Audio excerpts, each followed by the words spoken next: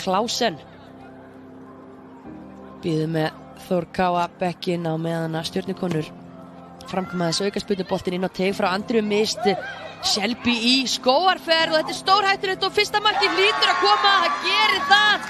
Og það Hrefna Jónsdóttir að mér sýnist sem að kemur boltanum yfir marklínuna. Aukaspyrnan frá Andreu Mist. Shelby tómi tjóni hann í markinu, veður út í þetta, klessir á Samherja og hér hefst svo barningur. Það sem að Hrefna Jóns. Þetta Bryndís.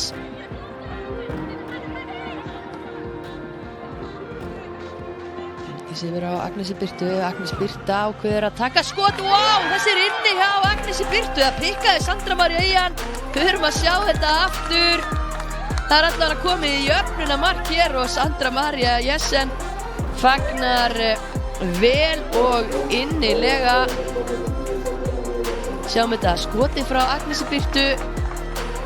Það var örlítil stefnubreyting hann. Pálmadóttir og Katrín Erla Klausen. Hildi Önnu Birgisdóttir að taka hornspyrnuna fyrir Þór Káa áður en við förum yfir uppstillinguna þar. Þessi endar inni, svei mér þá. Hildur Anna nýkomin inn á sem varamaður. Mögulega bara að skora með fyrstu snertingu sinni. Sjáum þetta aftur.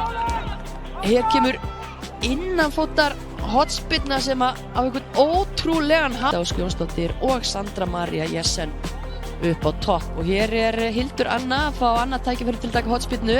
Setur boltan aðeins utan í þetta skiptið. En aftur hættulegu bolti, dauðafæri og mark. Margrét Árnadóttir að skora þriðja mark Þórs Káa. 2 mörk úr hornspyrnum hér með einhverju 2 mínútna millibili hjá Þór Káa. Hildur Anna við geggjað innkomu, búin að skora 1, leggja upp annað. Við sjáum við baráttuna.